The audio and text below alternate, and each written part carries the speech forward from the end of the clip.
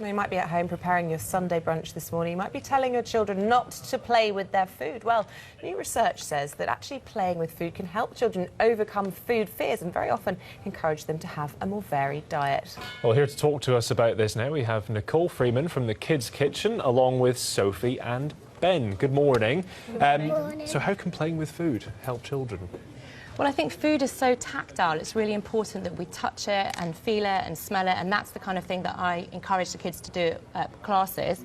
So Sophie and Ben have got some things here this morning and some kitchen gadgets. Do you want to do me some chopping? Do you want to chop some...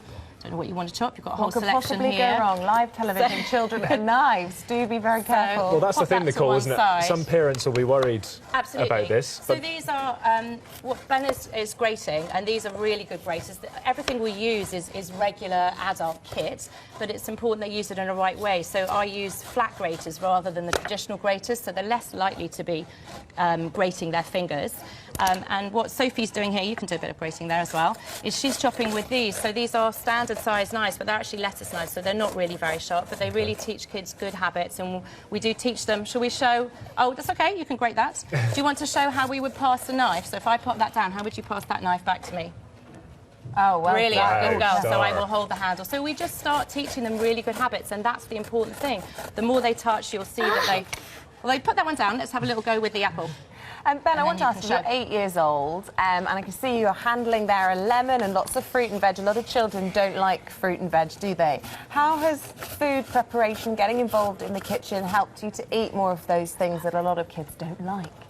They help you because then you understand more about it and like how it's good for you.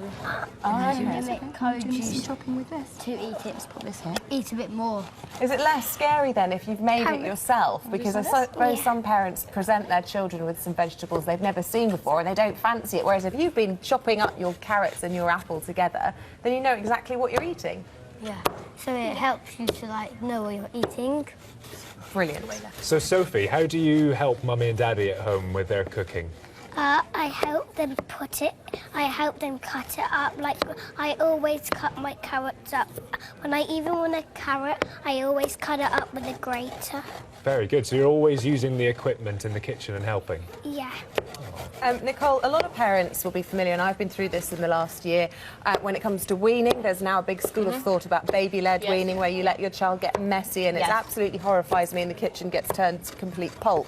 But there is an argument that it helps children, as we were saying, get more tactile and used to food. Is this now being broadened out to all ages of children? Because there will be a lot of people, maybe my parents' generation, who think, you know, really children shouldn't be playing with their food at the dinner table at the age, maybe, of Ben, at 8 years old. I think when we talk about playing with food, it's important, you know, it doesn't go against good table manners, and that's absolutely something that I encourage with my children at home and in classes as well.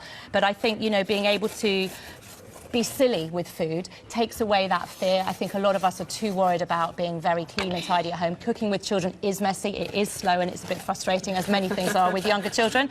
But as you can see, it's really important. They get a huge amount, let's take another bit, huge amount of satisfaction from doing things themselves. They're more likely, research shows they're more likely to eat the food they've made if they cook it themselves.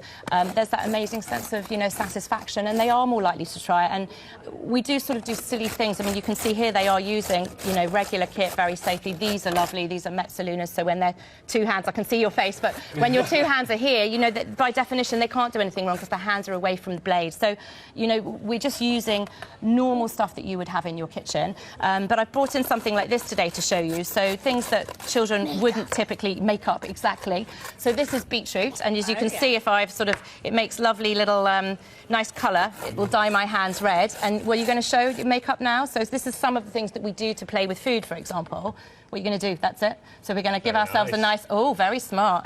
Ben's not going to wear lipstick, are you? But you can do... So I would do potato printing, or we do printing with vegetables. So that kind of stuff, to me, is playing. So it's not bad manners at the table. It's just encouraging children to be more hands-on. Ben, do you like beetroot? Yeah. You do? And what about you, Sophie? I don't like Not sure yet. Working on it. Watch your finger there. You do some... That's quite hard. That's it. Good girl. So put your hands on the top and then you can give it a good press down, like here. So these are quite good as well because you can help them. That's a bit hard, actually. Beetroot, we wouldn't always do. It is really hard. So, Your Nicole, fingers are going. Maybe try the carrot Let's or take that one. different. Yeah. Nicole, look. how do you start this process? Do you have to keep a watchful eye the whole time? You know, you're talking about you have to take time out to really watch the kids Yes. when they start, don't you? Yeah, I think it depends on the recipes. So you have to be fairly relaxed. It has to be a recipe. That's absolutely right. Go and peel a banana and we'll have a little space there. You have to do something that you know is going to turn out well. It has to be a fairly flexible recipe. When you tell kids to take a teaspoon, it might be 2, it might be a bit more, it might be a bit less.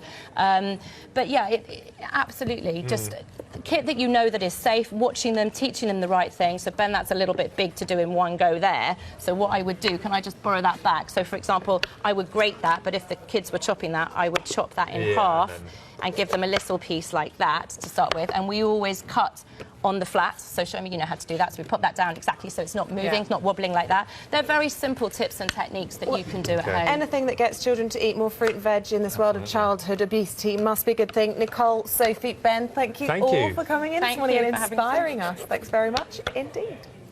Okay, let's